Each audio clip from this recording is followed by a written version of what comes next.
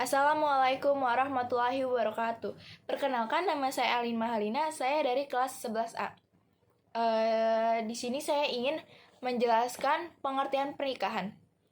Imam Ahmad bin Umar Asy-Syatiri dalam kitab Al-Yaqut Al-Nafis mendefinisikan nikah secara bahasa berarti menggabungkan dan berkumpul. Sedangkan menurut istilah syariat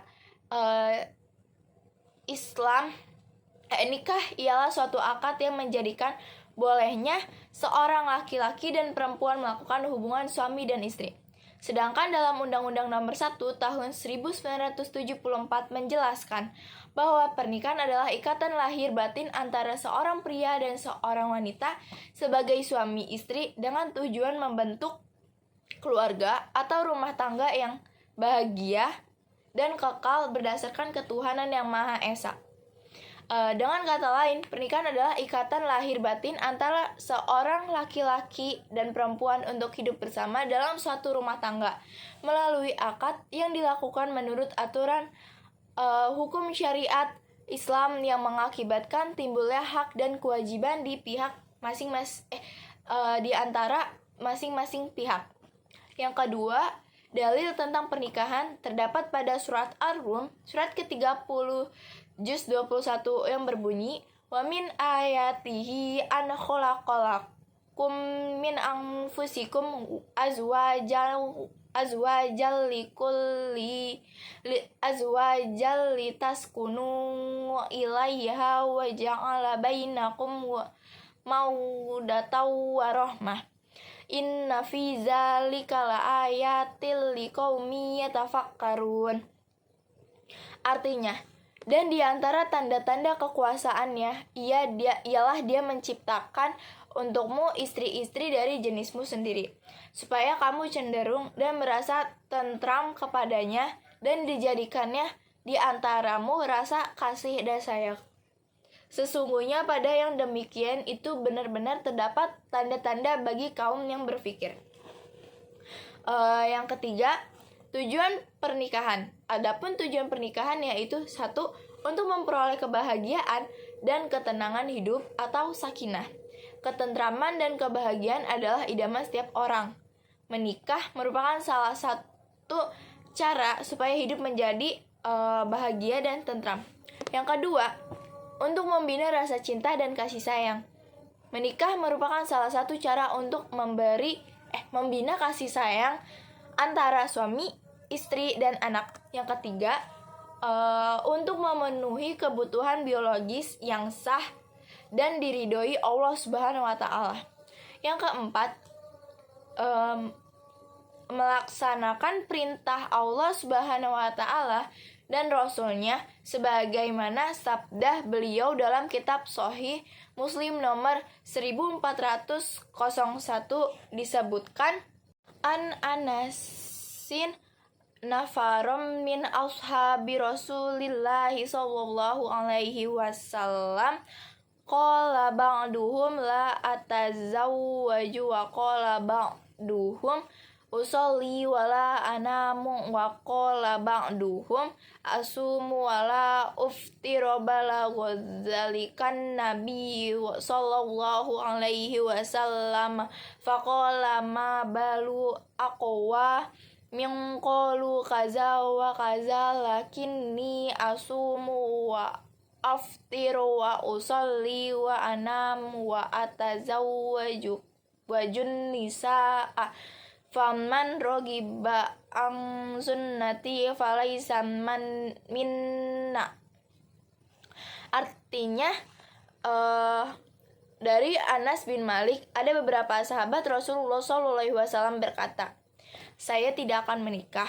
Sebagian lagi berkata, "Saya akan selalu sholat dan tidak tidur." Sebagian lagi berkata, "Saya akan terus berpuasa dan tidak berbuka." Berita ini sampai kepada Nabi Sallallahu Alaihi Wasallam hingga beliau bersabda, "Apa alasannya ada yang berkata begini begitu?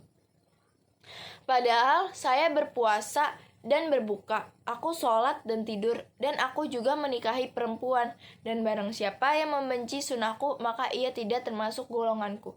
Hadis riwayat Muslim.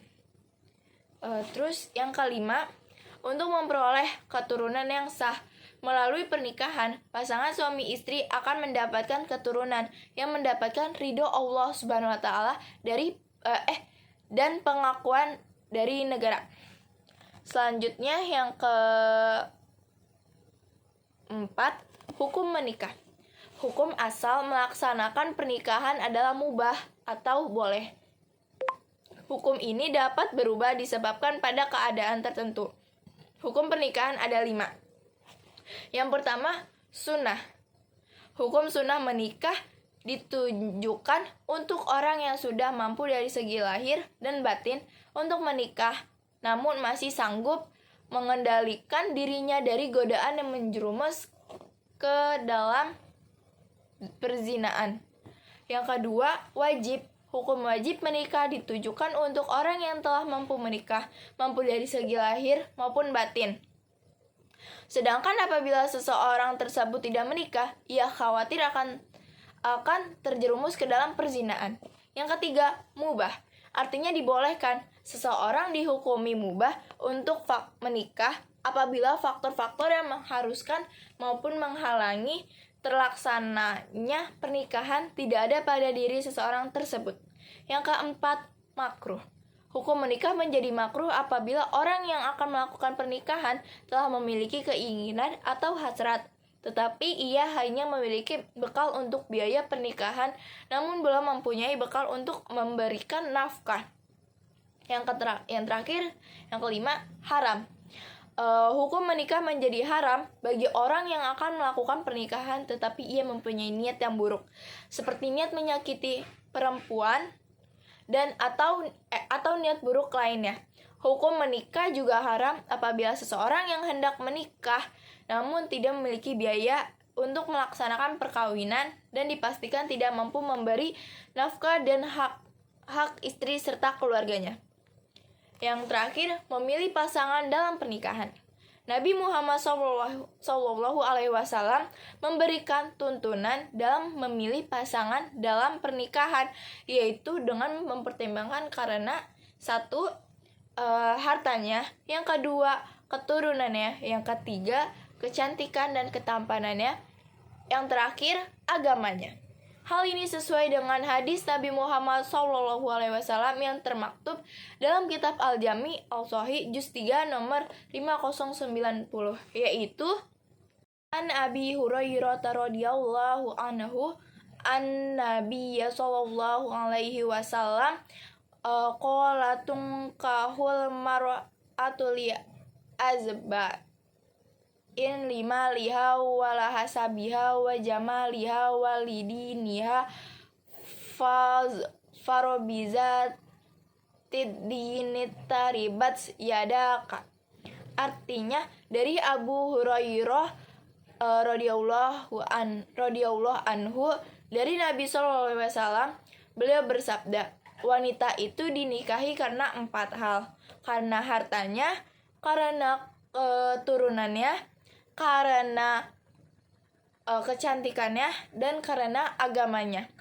Maka pilihlah karena agamanya, niscaya kamu akan beruntung. Hadis riwayat Bukhari.